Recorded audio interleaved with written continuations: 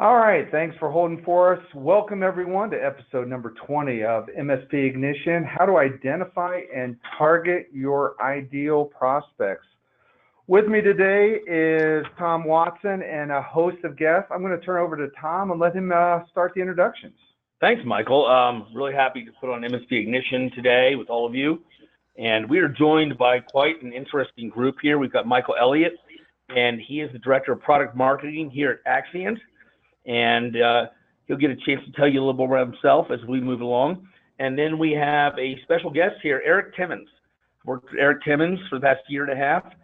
And he is our Senior Revenue Marketing Manager, and he has an expertise in MDF. I think you're really going to enjoy that part near the end. We also have JP Rowe. He's the Marketing Director at Your Sales Energy, and Jamie Williams, Creative Director at Your Sales Energy. And they are marketing experts for MSPs. And with that, I'm going to let each person go ahead and introduce themselves real quick and tell you a little about themselves, and then we'll move into the content. So why don't we start off with our guest today from Your Sales Energy. JP, you want a quick introduction? Sure. Thanks for having us, first of all. It's always fun doing these webinars with you guys. So I'm JP Rowe, Marketing Director for Your Sales Energy, and we're a IT channel-focused marketing company. I have about 15 years of experience in marketing across various different industries. The last couple of years have been focused on the channel. And my background is in copywriting, video production, web design mainly, but now I do it all pretty much. So, Jamie? Hey, good afternoon. Jamie Williams with Your Sales Energy. I also work with JP. We are, like you said, a MSP marketing company. And I've been in the channel working with vendors. I've been selling managed services long ago, had my own MSP. So I've been doing this a very long time, been in the channel a very long time. All right, brilliant. Thank you. And then, Eric, do you want to kind of give a little more of a brief introduction of your role? Because you're more than just MDF, I know. Yeah, absolutely. So I'm the Senior Revenue Marketing Manager. So I manage our inside sales team. I have been with the company for about 4 years, though. So I've kind of been through it all from an SDR point of view, the inside sales front.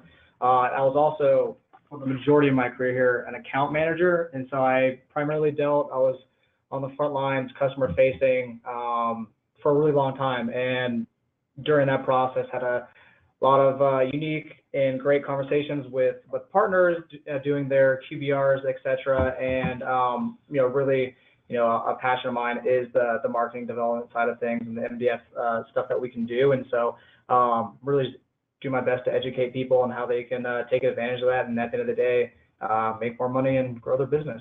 Excellent. Thank you, Eric. And I will note that Eric's picture actually looks like him, whereas Tom and my picture are a couple years ago, just a couple years ago. So, Tom, this is your 20th episode. So a little bit, this is just all you do, but this is a big part of it. Yeah, this is great. Great to be here, Michael, and everyone else. We've done 20 of these in just over a year, and really try to focus in on what we think MSPs can really value from. We want to help you grow your businesses and bring that to you. Excellent, thank you. So let's kind of dive into, just real quickly, at Axient we have a tagline around protect everything, and it's more than just a tagline. It's really about who we are as a company and how we want to enable MSPs to essentially take that and go out to their end clients and protect their clients' environments. And we do that with our business availability suite, which begins with our business continuity solutions. How do you truly enable not just BDR, not just the backup of your client's data, but then ensuring the security of that data and being able then to replicate that out to the cloud and truly enable clients then to be able to run from a cloud, run from kind of a remote office when necessary, when that true disaster happens. Other solutions within the suite talk about cloud-enabled file services. So how do we enable you essentially to run your client's file services out of the cloud completely and not within on-site? And that enables a lot of things from a HIPAA compliance and compliance reasons. If you are a true VMware environment, you know the cost of providing that high availability and backup. So we have solutions around disaster recovery as a service.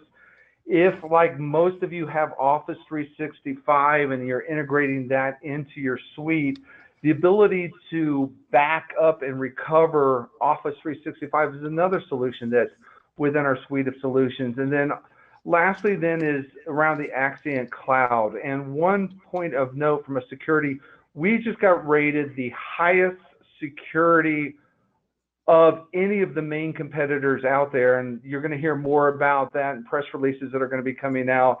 But we have a high A rating, closest competitor, and it really comes down to where do you want to who do you want to trust to secure your data. So with that, that's enough of a pitch about who Axient is, and let's kind of dive into, I believe, our first question. The first question is, have you identified and targeted specific audiences? And by this, what I really mean is, are there specific verticals or certain roles within organizations, even certain geographical locations, where you're really trying to target your marketing? So with that, let's open the poll and see where we go.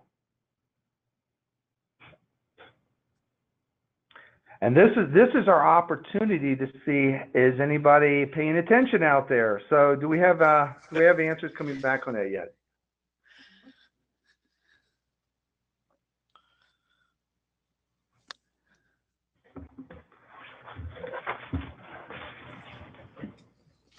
All right, thank you. So I can't see it on mine, but I can see it on someone else's. So it looks like 3/4 of the people are saying yes, they do have a role that they're kind of thinking about as we go through this. So Tom, what's your thoughts about that? Well, this is something when you first start out as an MSP, you go after everything. You're just trying to get business. You're happy that anyone's calling you on the phone and wants some work done. And so you might not yet have taken the time to really look for a specific audience, niche, vertical. But I'll tell you what, you're going to save yourself a lot of time if you do it now, wherever you are in the process. You want to really focus in and become an expert and have that niche. It's going to be a lot easier for you to scale your business. No, it's a great point. And it's having that focus of who you want to go after and what your end goal around that's so important. So Tom, I'm going to turn it over to you to talk about today's episode, and let's get this kicked off and rolling. One back. Did I miss one? Sorry. We just had a real quick quote here. Don't build links, build relationships. Just wanted to say something about this, is that I think in this modern day, a lot of us have gotten to the point where it's like, let's just put out some website out there. Let's put out some Google AdWords. Let's do some advertising, all that kind of stuff. And I want to focus in on what we're going to talk about today is really identifying that niche prospect and client. And you're doing that so that you're finding the right people who you have the right connection to, or in the right vertical, who you understand, and build a relationship. Those strong relationships with clients will bring you more clients and will make your business prosper. And Tom, if I can add, this quote is perfect for SEO. It speaks to the idea of search engine optimization and link building, which is a big part of that. But one thing that targeting audiences is very useful for is search engine optimization, search marketing overall, pay-per-click advertising. This process that we're about to discuss of really identifying who you're trying to reach is absolutely critical when it comes to these things. Absolutely. Thanks, JP. All right. So today, just going over real quick what we're going to cover. This is about identifying and targeting your ideal prospects at your MSP. So we're going to talk about niche marketing. We're going to explain what niche marketing is. We're going to help you figure out how to identify your niche market. That could be a vertical. That could be a certain type of client. It could be a number of different things. And our experts from Your Sales Energy will get into that. Then we have create an ideal prospect profile. I owned an MSP for 15 years. And so Jamie and JP are kind of interview me and show you how that might work to identify your own ideal prospect profile. Then we're going to talk about getting into action with that, what you can do with that prospect profile once you know the right client to go after. And then we have Eric Timmons on here. We're going to jump on with him, and we're going to go over MDF, Marketing Development Funds. This is how you can get money from partner companies you're working with to help your marketing helps them, helps you. Everyone wins out with it. And then we have a couple takeaways. We have a prospect profile template provided by Your Sales Energy, and we have an MDF action plan. Both will be emailed to you at the end of the webinar or in the next day or so. Oh, excellent. So thank you, Tom. So JP, I'm going to send this over to you and Jamie as well. First of all, do you say niche or do you say niche? Because I have a tendency to say niche, but how do you say it? And then kind of what do you mean by that? I've actually gotten into the habit of saying niche after hearing it so many times that way, but I believe the other way is correct. So first of all, let's talk about what that actually means and how you may have heard it put in other ways. So, it's also kind of called segmentation. It's called targeting, verticalization, a lot of different words that kind of mean the same end result that we're looking for. And what this does is it allows you to leverage something in marketing called personalization, which is the real power behind doing this.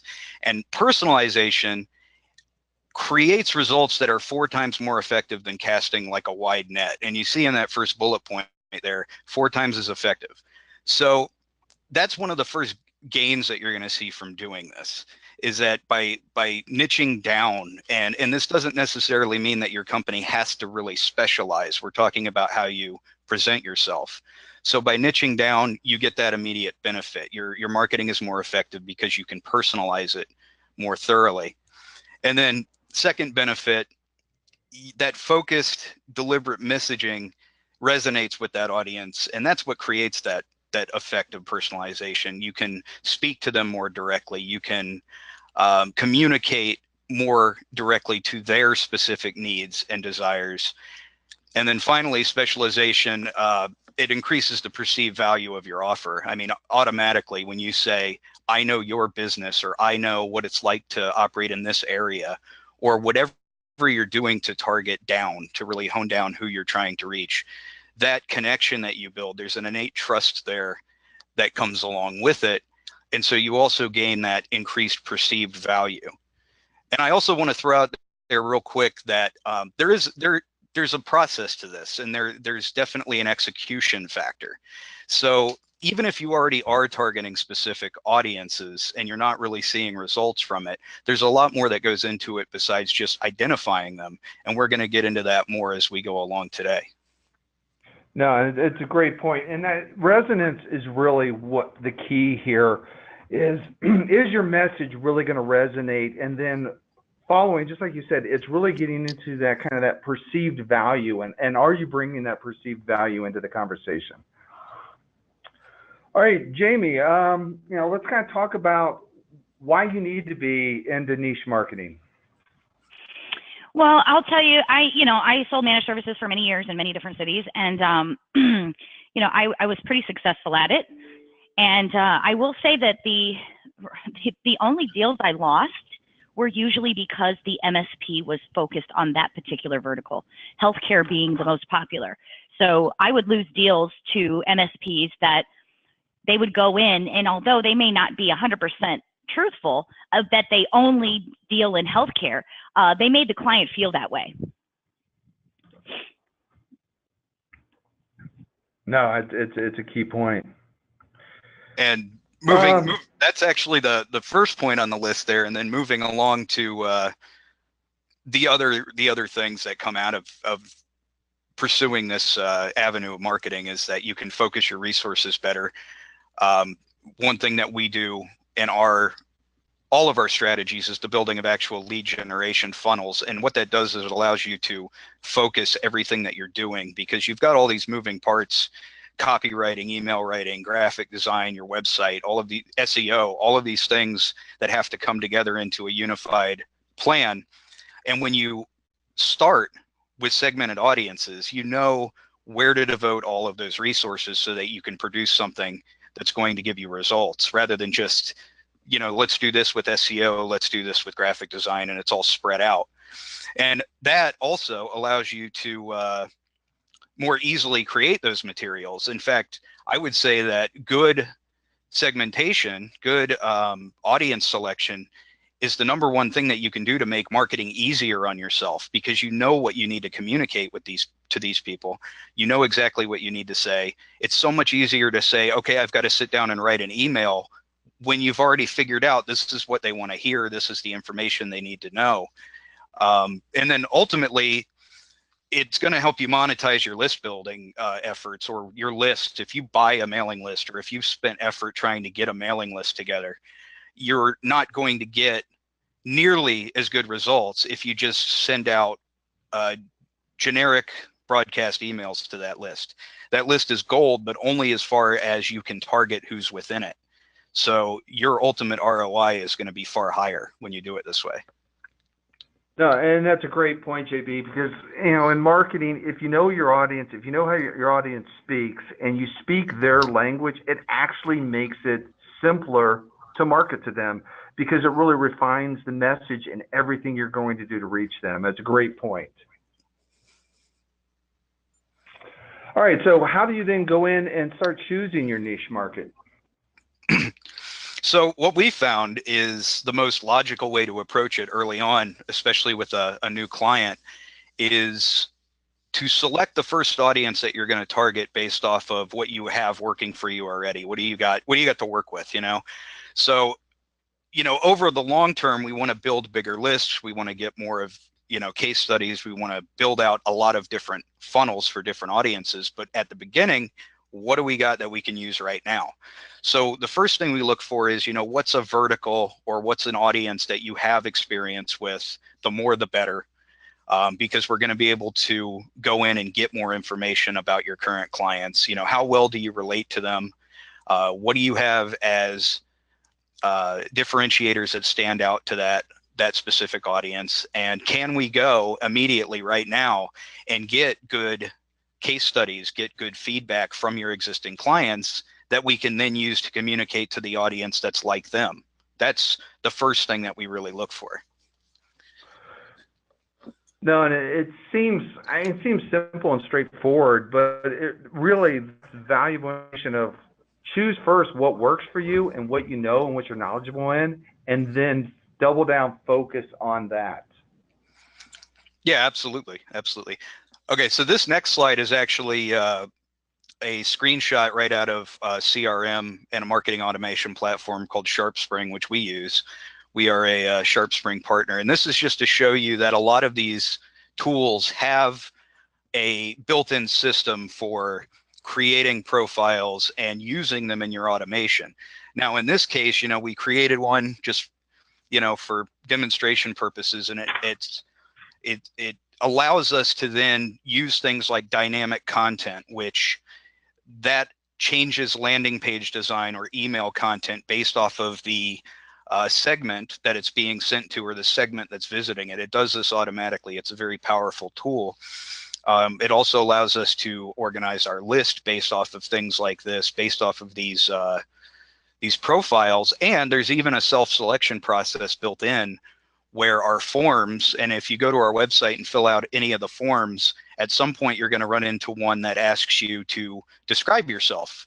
And what that actually is a self-selection process that puts you into a relevant list. So what we're telling you, what we're giving you, if we're sending you content or a guide, we want to make sure it's something that you actually can use. And that's something that every business needs to be doing in their marketing, especially with IT. When you've got a lot of different products, it's so valuable to make sure you're communicating about the product that audience is looking for.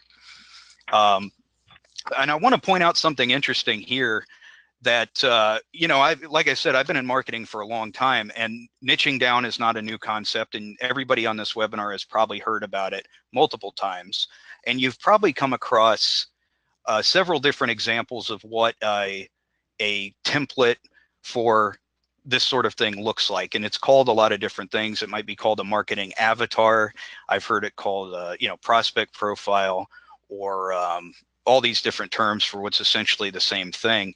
And when you look at this for the first time, I can attest to it because, when you first transition from traditional marketing into full digital marketing, you start to see things like this more. And they have, here's a picture of the person, here's their name that you gave them. It all kind of looks a little bit almost silly. And I'll admit that. Like, you look at it the first time and say, what do I need to give them a fake name and a fake picture for? What does this have to do with my marketing? But it is actually very useful as you continue through the years to use these things, because all of it comes together to create this almost fictional human. And that's what you want to get down to, is seeing that audience as a human being, because you need to communicate with them on a human level. And so it might look like it's a waste of time when you first look at it, but you definitely want to pursue using it. And as we move along, we're going to talk about how.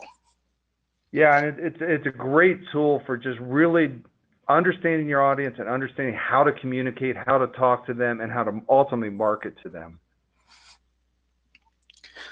So, like I said, there's a lot of different ways to do this out there, different templates you can get from other marketing resources. You may have one already, but what we did is, for the purposes of this webinar especially, we wanted to break it down into a very familiar way of identifying and understanding the audience. So we broke it down into the who, what, why, where, how, and when questions that we're all very familiar with. We've heard that, many times over. Journalism, all kinds of copywriting, those questions are always important.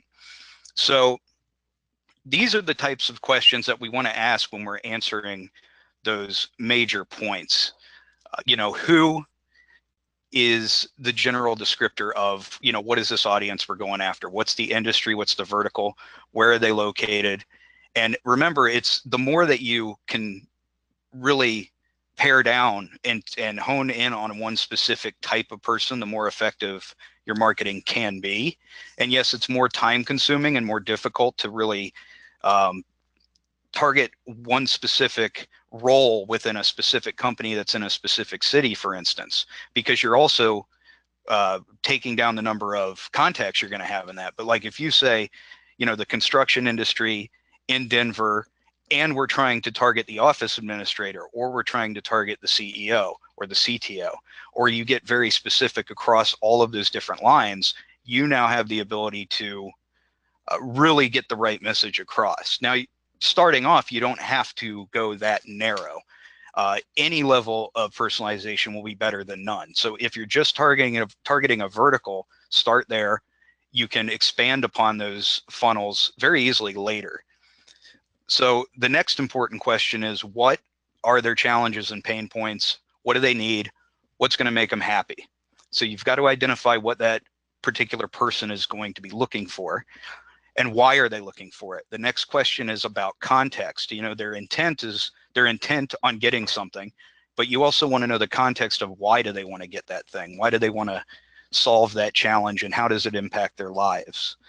Where can you find them? That's important to know, because you need to know what marketing channels you're going to use to reach them. It could be, we're going to use email for everything because it's the most effective B2B marketing tool there is. But, are there events that we can go to? Will this type of audience attend webinars? Will they do this, that, or the other? So we know where we can use our advertising. And then how, very important question, because this is what connects you to that audience. How are you going to help them? How are you going to satisfy those pain points and eliminate their challenges? And then importantly, how are you going to do that in a unique way that everyone else is not offering them? And how are you better suited than your competition to handle that? Because that's going to come into your marketing messaging later. Oh, and the bonus is when. Now, when comes in, especially with search marketing. Of course, there is different stages of a buyer's journey. The sales cycle, it starts at awareness and it ends over here at the decision. And you can actually target for different stages of that journey as well, making sure that you reach the audience or you communicate the right message at the right point in their journey. And that's very high level stuff. We get into that a lot when we talk about search marketing, because that's where it is a very, very important thing to think about. And JP, I kind of like this approach because, MSPs tend to be very, technology focused, and they struggle sometimes with the softer skills of marketing. And this is a very structured approach of how to go through this that I think probably resonates with more of the technology focused at MSPs. Now, from this, you create the ideal prospect profile. So can you elaborate on that? Yeah, so again, we're going to start with, it's going to be a combination of the questions and the initial selection of the audience. So again, we're going to choose, based off of what you already have experience with and what you have in your mailing list. That's a big one, because again, your email marketing list is your gold mine that we want to start trying to pull nuggets out of, right? So you already have that. It is potential sales, and we want to have that realized. So the important thing is, what do you have on your list now? The more of this audience that you're familiar with, the better. And then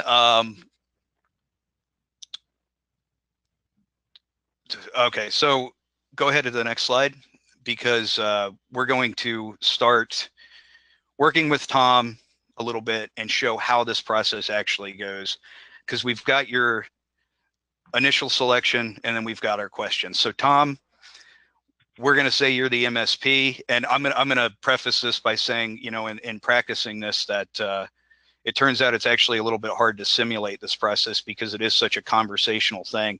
So we are going to run this as sort of a simulation and go through it quickly to get to the end results.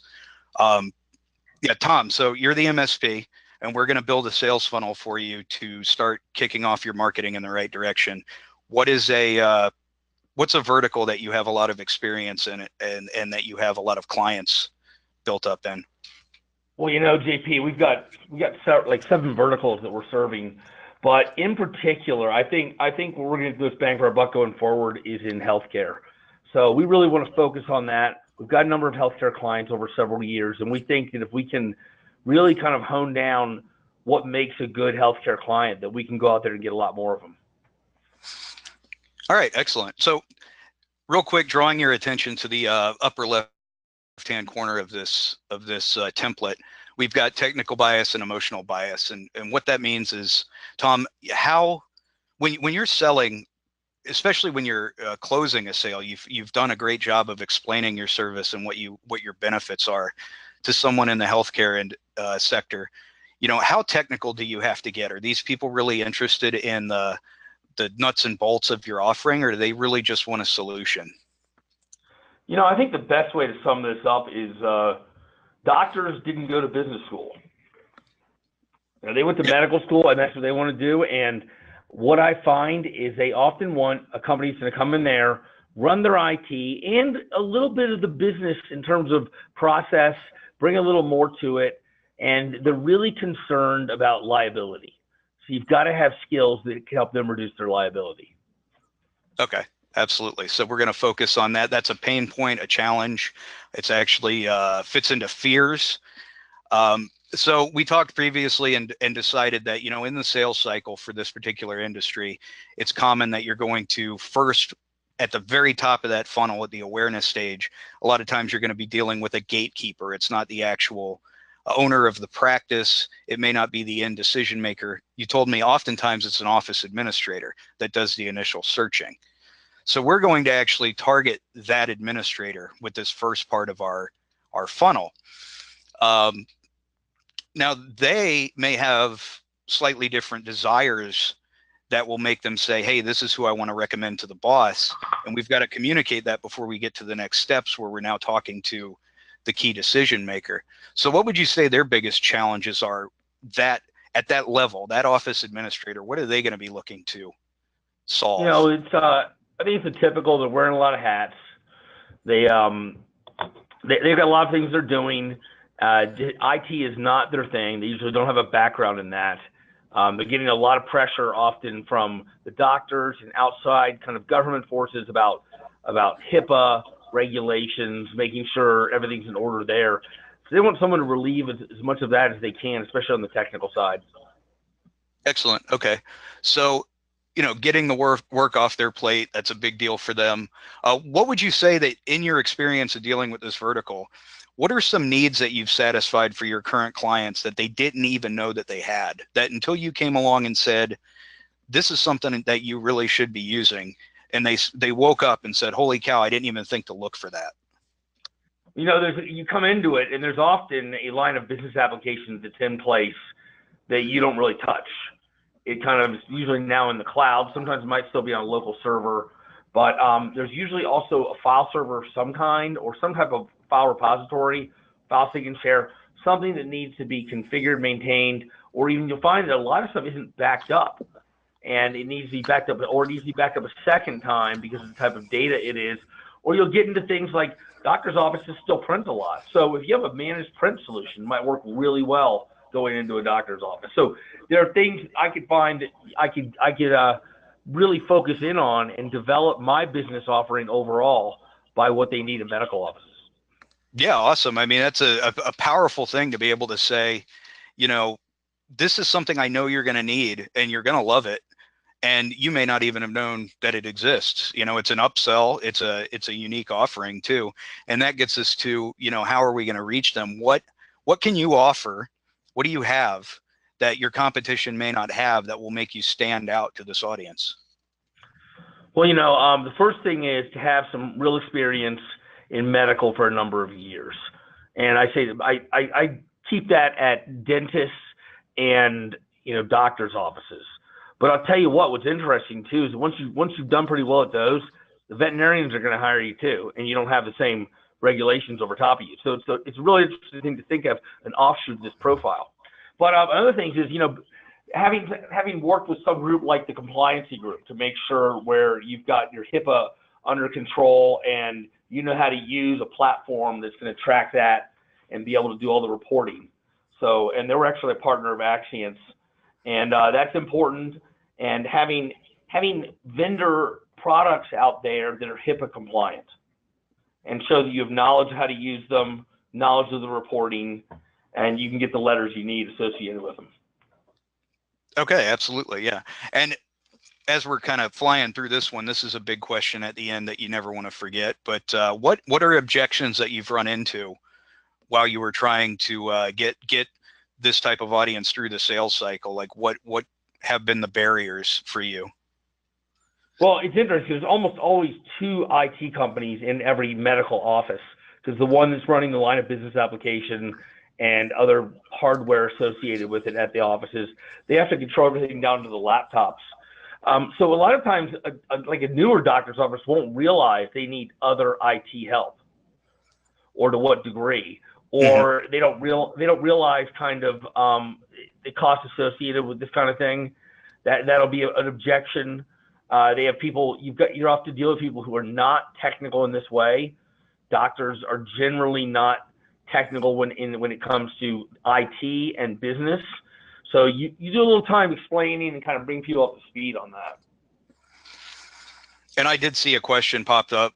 Somebody was asking if this will be recorded. It is being recorded, and Axient's going to post that up sometime in the next couple of days, I imagine. Yeah. Yep. Thank you, JP. That is correct. And yeah, feel free to ask questions. I should have said that up front. Feel free to ask questions in the chat section, and we'll answer them either online or out loud. So are we ready to go into the results of your simulated interview? Yeah, Michael, go ahead and flip us over. This is just, again, a very basic example of what you might fill out based off of the information that Tom and I discussed. So all of this is going to be kind of your brainstorming guide for developing your marketing message. You know, these are the points that we need to bring up. The objections are important because you can diffuse those in your marketing before you even get to the sales call. You know, you can start addressing these common concerns real early on, get them out of the way. Your unique selling point, your products that you're going to mention right off the bat, things that you know they're going to be interested in, and that they may not know about already. It's going to give you a much better idea of just the conversation that you want to start with this particular audience. Now, if you want to jump to the next slide, this is the most important thing, is what you actually do with it. And again, targeted marketing is not new. Everybody's heard of it. The thing is, a lot of people don't execute on it, or they don't execute effectively.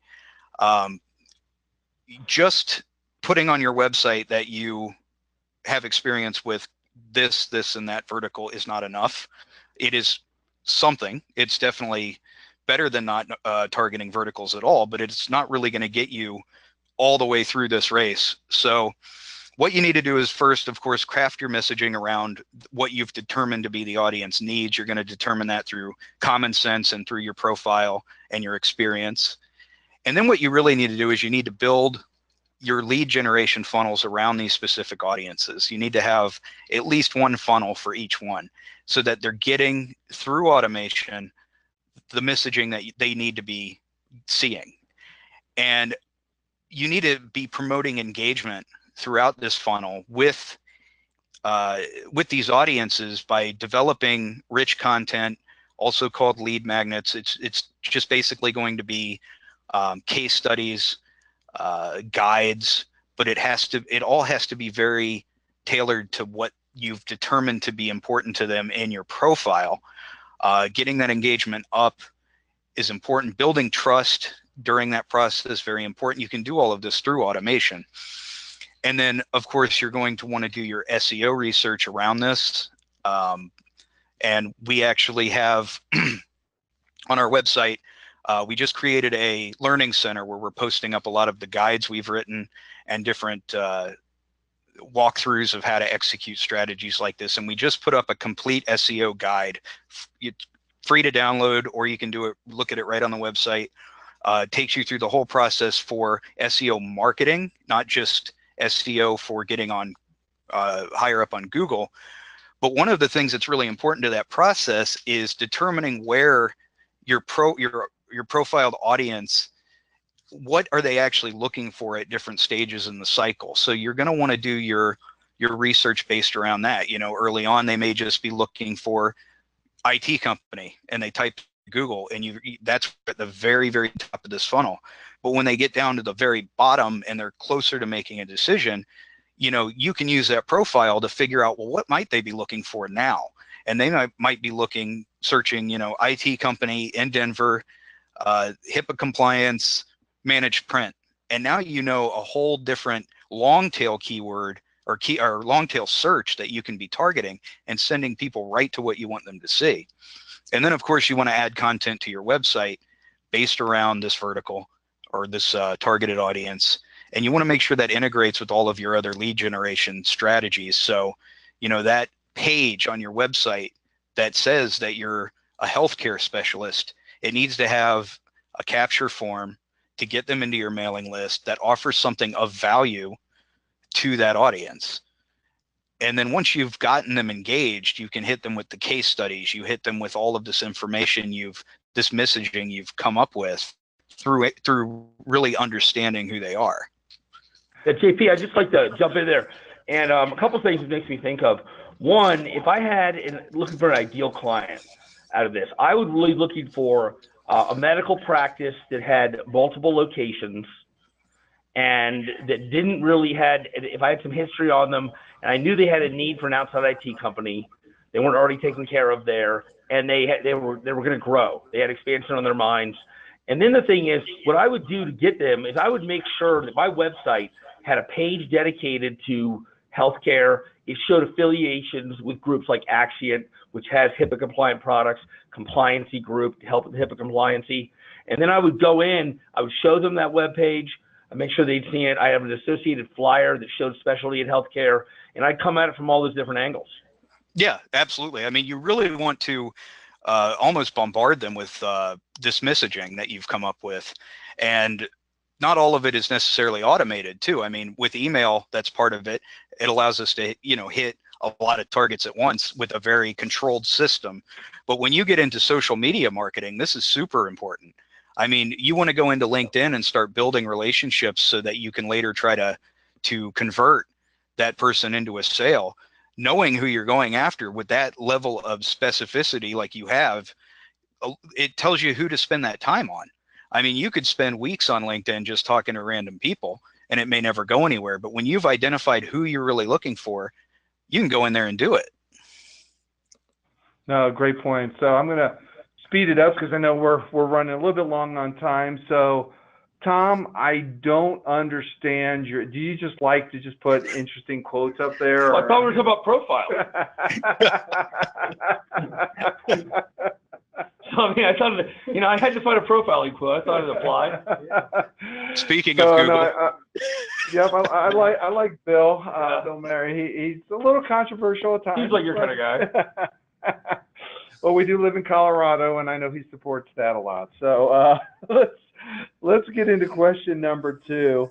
Make sure our audience is awake. So, has this process made you aware of any audiences you could target?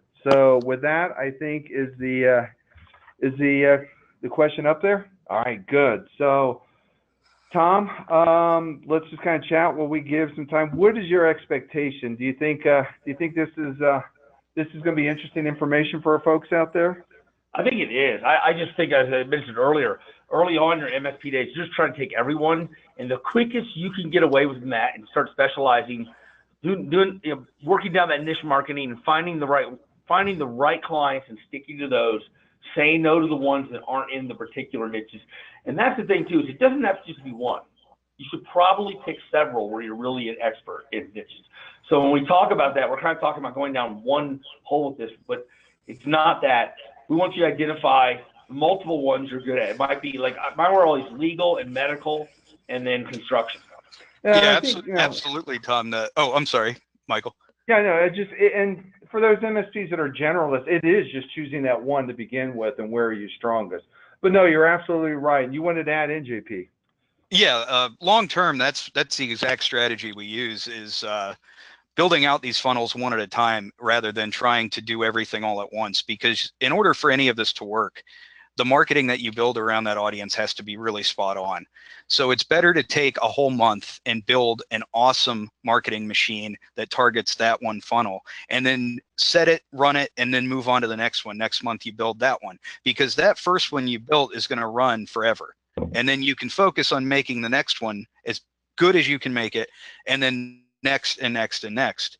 Because really, like I said, execution, it's got to have good content. It's got to be built out well. So what the kind of survey results found were about a little over half say they already specialize. 35% say they've thought about this, and 5% have said they really haven't tried this at all. So interesting information coming back. All right, with that, JP, let's talk about kind of the takeaway from this. I have another question here. Let me check that real quick. At what point does a prospect become sales qualified? Is there a signal that a prospect is now sales qualified instead of marketing qualified? Now, typically that's something, I'm going to try to hit this real quick. You're more than welcome to email me or email us or contact us through our website with this question. But we set that up through lead scoring, and really what it comes down to is how you build out your funnel. We have a pretty established system for the types of emails that we send in the sequence, and if they make it through this chain of events, then they're marketing qualified and they are primed to go to the sales team. So the sales team will know that they're very engaged. This is what they're engaged with, and this is what we need to talk to them about. So yes, there is a signal, but a lot of it is typically going to be built into your automation, and you have a lot of control over that. Okay, great point. So let's kind of start hitting into the takeaways. All right, so do we have a slide for us? So should be up. Next Are you up. Not seeing it? So I'm going to next. All right. Yeah. All right, there we go. That was so this is what we have. You're going to be sent from Axient MSP Ignition. You're going to be sent that template along with a short guide on how to use it in case you missed anything during the webinar.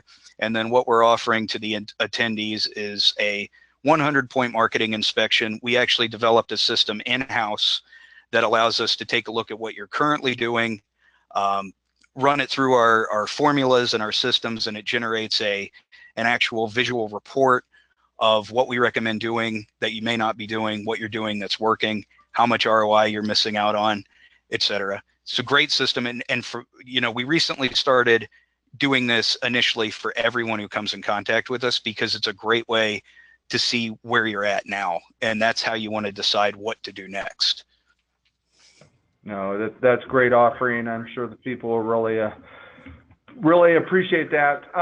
So Tom, since you're the master of quotes, where are you going with this one? Yeah, I just believe that once again, going about how MSPs kind of grow and start out, a lot of it is build it and they will come, and that works for a while, and then you end up handling 15 different verticals and niches, and it doesn't work very well because you're not an expert in one. And that if you want to change that you don't just wait around. You have to go create what JP's been talking about. Create that profile. Understand what your best type of client looks like, and then have a marketing attack to go out there and find the right ones. It's not just going to come to you. You got to spend some work. It kind of leads into this question too. On your website, yes, have your general website that talks about the pages in general and what your general services are, and then have some sub pages. Have a few sub pages at least that talk about the niches that you're good at. Have one that's called legal. Have one that's called medical. Have one that's called construction. Have one that's called finance. You're not going to turn anyone off by saying, especially if you have several different ones on there. I would say it might be a problem if you had a website and you just had a medical subpage. Someone might go on there and be like, these guys only use medical. But if you have a number of them, people are going to understand that those are different markets that you're an expert in. No, it's a great point. You have to put yourself in the opportunity to win, and your marketing effort really is what enables you to win. It puts you in the place that meets your customers where they are. So great points. Thank you. So let's go to our next poll question, which is, have you ever used marketing dollars, MDF funds? And I know this is a big part that, it can be formal, it can be informal, and Eric's going to kind of chat a little bit about this, but, wow, and I'm kind of surprised, maybe I shouldn't be, Tom, looking at kind of what the answers are coming in, that majority of people haven't looked at MDF funds. Or don't know what it means. Yeah. And I'll be honest with you, yeah, it is not widely publicized out there. You can do a little research, kind of got to dig. And MDF funds it's free money. That's how I like to put it. In my prior companies, I've utilized a lot of vendors' MDF funds to generate and drive my marketing campaign. So with that, it looks like less than half the people have used MDF funds. Almost 1/8 of the folks don't even know what MDF is. So Eric, why don't you? Real quick, I want to point out that JP of Your Sales Energy threw up an article, kind of blog post on his website, Your Sales Energy website, about MDF as well, and we're going to have a takeaway on it. And I'm going to hand over to Eric. We had a great conversation that brought Eric into this about MDF because he's worked here at Axient for 5 years. 4 years, yep. And he has worked with partners on this, so he knows how it works in practice. Yeah, I'm actually kind of surprised when the numbers are 41% that have utilized it, because that is one of those things where, like you said, maybe you want to put quotations around it, but it is free money, right? And so it is really important to utilize your strategic partners and vendors to try and capitalize on your sales and marketing efforts. And so for me, I think it's good to understand both point of views when talking about MDF. So obviously you look at this definition, really the first sentence is what pops out. You want from a vendor MSP relationship to, have joint marketing to grow your business efforts. I think it comes down to, at the end of the day, from a vendor perspective, they want you to grow your business, because if someone really is partner only, they only operate in the channel, and they really are, MSP focused, then when you grow your business, the vendor's business grows as well, right? From Axient's point of view, from other strategic vendors' point of view. I was an account manager for a while, and I did a lot of, quarterly business reviews with our partners. And yes, I will say a part of my job is sales related. And as a greedy sales guy, I want you guys to buy more stuff, right? But instead of me, being a used car salesman or trying to give you the best deal, the best way for the vendor perspective to make money is to help you grow your brand and bring on more partners, right? And more clients. Yeah, it's a great point, Eric, because the more our partners grow, the more we grow. So we have a vested interest to invest in our partners for their growth and for them to put together campaigns and marketing strategies that really work. So with that, let's kind of talk about, what are those? I'm just to build out this slide, hopefully. Oh, it's a slow slide. All right. All right. Well, there's several different ways to do it. Just go through and put all 4 up there you can, Michael. But basically, a couple good examples, and this is just something that that we've seen a lot of success in at Axiom. Lunch and Learn is a really good one. So we do this, if you're an Axiom partner, odds are, you've been at a Ruth Chris Steakhouse, and we've fed you to, give you an hour presentation. So something very similar. In my days as an account manager, I would visit partners all over the country, and we would have different types of lunch and learns where, they would talk about the benefit of partnering with themselves and their strategic partners behind them that builds out their technology stack that they're offering. And so there's a lot of good examples for each of them, but I know we're running a little short on time, but there's a really good story. And Tom, I want to bring it back into this because when we were discussing this last week, we were specifically talking about when you're an MSP, someone was getting a little bit of a competitive advantage over you, and you're trying to figure out why, and this lunch and learn thing popped up. I'd be curious on your take here. Yeah, I saw someone else that had kind of a really neat affiliation with, a large software company, and it was another competing MSP. So I snuck into one of their lunch and learns because I'd never heard of that. I never heard of like a big company out there, co-branding and doing an event with someone else. I want to see how that worked. And I went in and I was there for the lunch and I got a free steak out of it. And I got a lot of knowledge because I saw the software company go up and present for a while and kind of, and then I saw the MSP present for a while. And I saw that what it did was it allowed both to talk about what they had. And then it gave a lot of credibility to the MSP because they had this big name working alongside of them and with them. And you could tell they were closely affiliated. It made people trust them and want to know more about the products. And for other examples, obviously trade shows, if you're doing specific things, maybe that's within a vertical or different trade shows you go to drop a business, that's something a vendor could help with. Events, I remember one time we gave MDF funds for somebody for a Trailblazers game in Portland as a customer appreciation thing, and they gave them, we got like box seats, and they did a presentation on growing one of the solutions in our technology stack. Another good one that's really popular, one of my personal favorites, is always a happy hour. Great way to bring people together. And I know, JP, you've had some success with these and some good examples on this as well. Do you mind sharing that a little bit? Yeah, so the way that I've seen them usually play out, and it works very well for those involved. It's very simple. It's a meetup, usually around 6 o'clock at a hotel. Sounds good so far, right? So it's in the bar. They rent out the bar.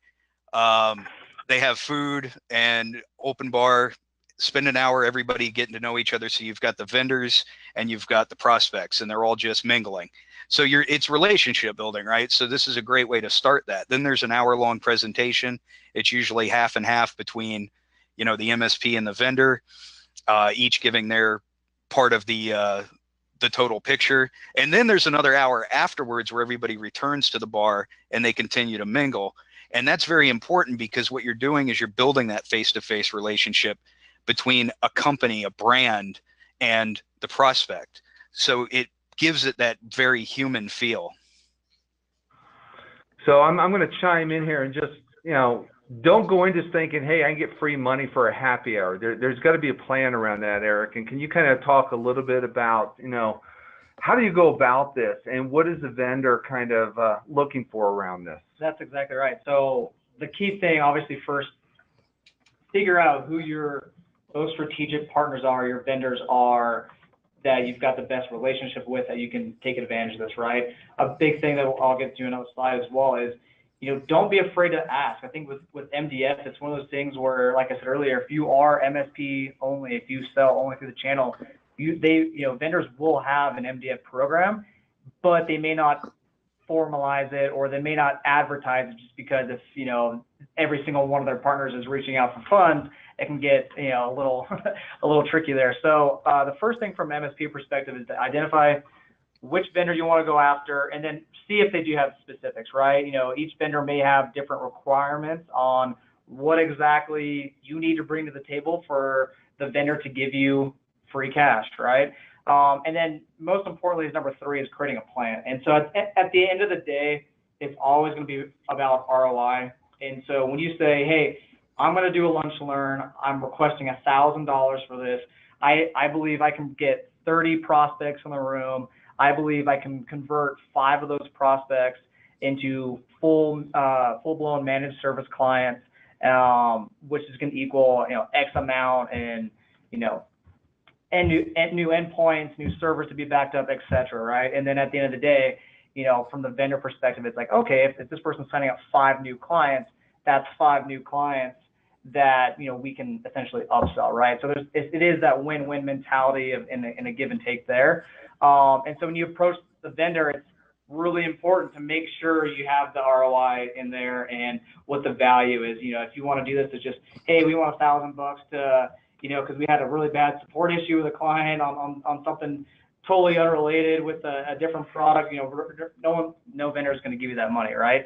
So, and then lastly, just execute and then track the results. I think that's the most important part, because this can be something that's ongoing. So if you have a lunch and learn and you're able to convert 5 people into contracts of the 30 people that showed up, and you have that ROI, well, guess what?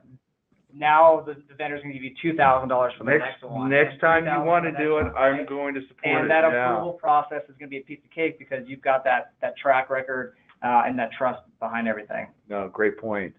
All right, let's kind of talk about some of the pitfalls. I'm going to build this out because we are really low on time. Yeah, no worries. So from the partner perspective, I think it really is a lack of awareness. We look at that poll question, I think 15% or more said they had never even heard of it or didn't know how to ask for it. I think that's a big thing, is the lack of awareness and not really knowing how to take advantage of it. And it's, like I said, a pitfall from the vendor perspective is the fact that it's not really advertised out there that, hey, we've got money allocated to give the partners, right? And so I think the big thing is don't be afraid to ask. I mean, flip the script. As an MSP, you're probably getting 10 cold calls a day from different vendors.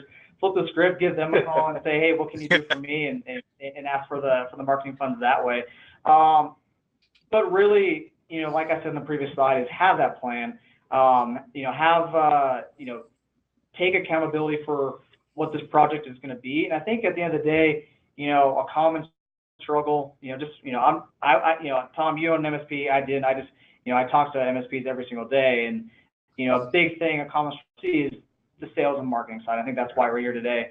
And especially if you're the business owner and you're, one-man shop to 10 employees, odds are you may have, a few techs, a bookkeeper, and then it's yourself, right? And so as an owner, you're wearing 10 different hats, and sales and marketing is one of them. So a big thing is just don't be afraid to ask, because, if you don't have the time for certain sales and marketing efforts, let a strategic vendor or partner supplement some of that stuff for you. And then just from the vendor side, like I said, ROI is going to be really key. So whenever creating a plan, always keep it in that perspective. And then, just know if you're looking on the website, there might not be that formalized plan on there. So don't be afraid to pick up the phone, call your account manager, and simply just ask. Good point. Thank you. And then, went too far. Tom, let's get to know the steps in 30 seconds or less. Well, we've created an MBF action plan here. It goes over a lot about what Eric just talked about. What's nice about it is you can pull this down. Well, we're going to email it to everyone, and it's just real quick to recommend like how you go about this process and get it kind of from start and building a plan and to follow up. No, great point. And I will say that at Axient, we are formalizing this process for the MSPs that we work with. So more to come on that in future series. But yep, absolutely. So let's get into, I hope this is the last question, which is, would you like for us to contact you, or for Sales Energy to contact you about this process? So were you going to say something there, JP? Oh, I was laughing at the last answer. Sorry. Okay. And everybody, I do manage the inside sales team, so I do hope the answer is yes. So yeah, it's kind of a nice, nice thing between Eric and myself. That's fair. That's fair. All right, with that, I'm going to kind of let fun. Seems like a lot of folks are on the yes camp, so I love it. Oh, I love the one. I know you will be calling me anyway, so I'm taking that as a yes. That's a yes. That's a win in my book for sure. All right, so Tom, any parting words before we end this? So I thank everyone for joining us. We're doing another MSP Ignition next month, number 21, and that's going to be with Your Sales Energy as well. JP, do you just want to quickly give them a taste of what that's going to be about? Have we discussed that yet? I think we should go. go. It's going to be about creating an authentic message. Yeah, So exactly. We need to follow the chain here and get into how we're going to utilize this information. Great. So the next step, and once you have that ideal prospect, how are you going to take that message and go out and find those prospects and then make them clients? Thanks, Michael. I think that's it. Yep. All right. Thank you, everyone. Greatly appreciate your time today, and see you next time.